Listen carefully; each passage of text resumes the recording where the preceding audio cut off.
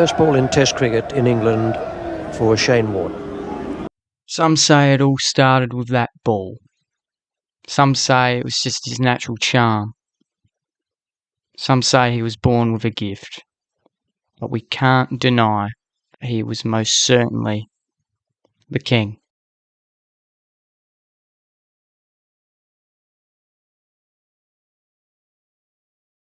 Shane Keith Warne was born on the 13th of September 1969 to mother Bridget and father Keith in Victoria, Australia, and was a sports-mad kid where he dreamed of playing Australian rules football, what he considered to be the greatest game on earth. Flipped over, feeds it back, opportunity for Harvey, goes down towards half court, look out! Oh, revolt, remarkable!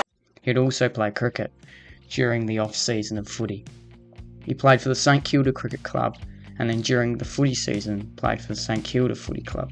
But that was short-lasted as he played 5 games of Australian rules football for St Kilda in the under-19s team. He was delisted in 1988. AFL and tennis, what prompted the switch? Them writing me a letter saying you're not good enough. For AFL? Yeah, and St Kilda Footy Club, I got a letter saying your services are no longer required at the club. We wish you good luck for the future. And I'm like, that's my dream. Oh, Moorabbin TAFE and done accounting, and that didn't really grab me. I delivered beds for 40 winks, that didn't really grab me. So doing all that, I thought, I delivered pizzas on a Friday night, so I thought, I've got to be good at something. And I realised that everyone is good at something, you've got to find out what you're good at. I was good at bowling leg spin. This devastated Shane at the time. He found a love for cricket again, and he started focusing solely on cricket in 1990. He was chosen to train at the Australian Cricket Academy in Adelaide. Warne did struggle with the discipline of training and eventually did leave the academy. Warne would then fly to England where he joined Accrington Cricket Club as their professional player. After initially struggling in English conditions, he had a good season as a bowler, taking 73 wickets but scored only 329 runs. Warne would eventually get recalled to the Australian Cricket Academy, where he worked with under former Test spinner Terry Jenner, where he honed the craft of spin bowling. Terry helped Shane understand more about the game, growing his professionalism to help him be ready for the Australian call-up. And it all led to that famous ball in England.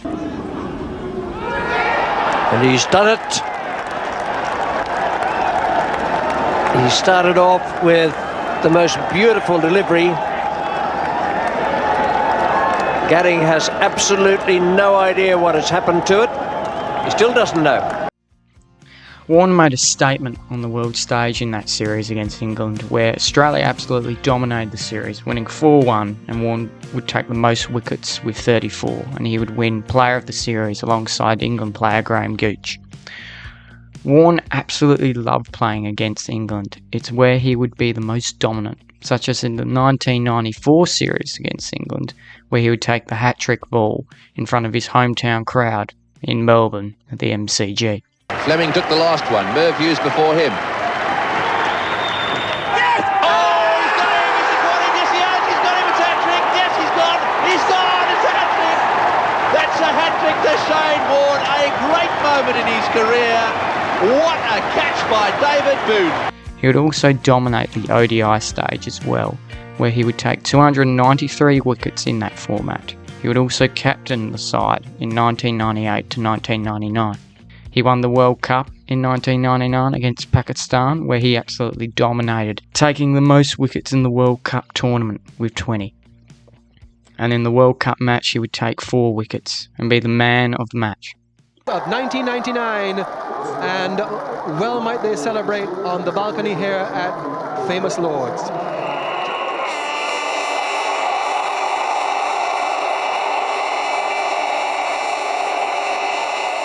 In the following years of his career, Warne would go on to be vice-captain of Australia and continue to reign supreme, until February 2003, where he was banned from the game for taking a banned diuretic pill. I'd like to say that I'm absolutely devastated and very upset at the committee's decision for suspending me for 12 months, and I will appeal. I feel that I'm a victim of the anti-doping hysteria. I also want to repeat, I have never taken any performance-enhancing drugs, and I never will. Warne said he took only one of what he called a fluid tablet. He was banned for 12 months from the game, where he would go back to Australia and spend time with his family and try and work on his craft as much as he could. He'd also, during this time, take up commentary for the Nine Network, where he would stay after his career for quite a number of years. Warne would return in 2004 against Sri Lanka, where he would take his 500th Test wicket. Sweeps it straight up the air. Andrew Symonds is under it, and there is wicket number 500. Well done, Shane Warne. And would also go on to play in the Ashes series a year later, which they call the greatest Test series of all time. It had everything. Australia and England both playing well and having Test cricket be centre stage for the world to see. Shane would play well in this series, taking 40 wickets, but wouldn't be enough, as England would win the series 2-1 and win their first Ashes since 1986-87. The Vauxhall end, and out of the ground comes the stumps. England have regained the Ashes at the Oval, September the 12th, 2005. The match here is drawn. Let the celebrations begin.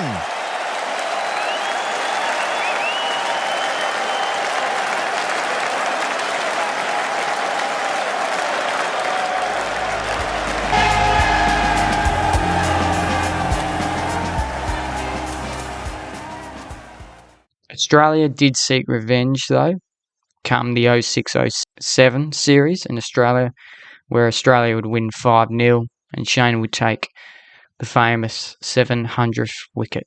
Got him! There it is! Wicket number 700! And they can't catch him! Shane Warne through the gate as Scott Strauss.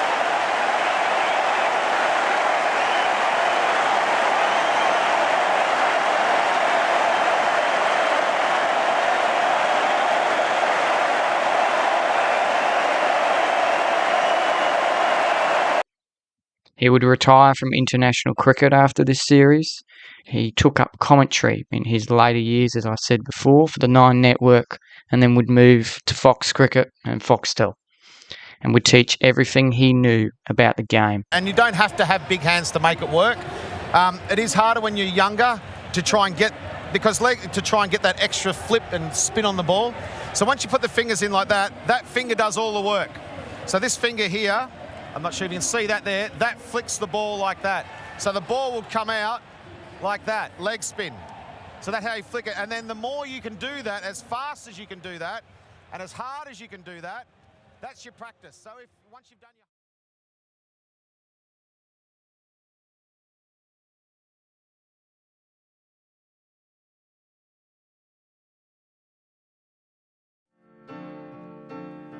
Australia awoke this morning to the devastating news of the passing of one of our favourite sons, Shane Keith Warne. Shane Warne died on March 4th, 2022. It was a massive shock to the whole cricketing world and to the country. Warne was not only the best Australian cricketer of our generation, but he was an icon of this country and a great man who loved his kids. If you ask some, his legacy is to be known as the best cricketer. But if we had a chance to ask Shane, what would you want your legacy to be? I think he says it like this: I was unapologetically myself, and I did the best for my country, and I achieved great things in this life. One of them being my family.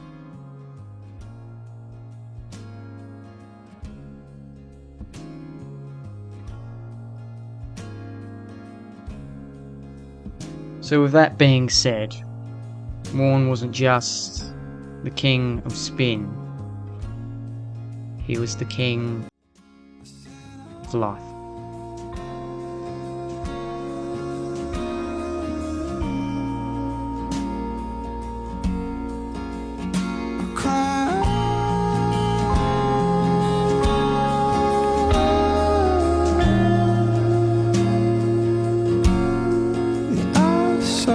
stars.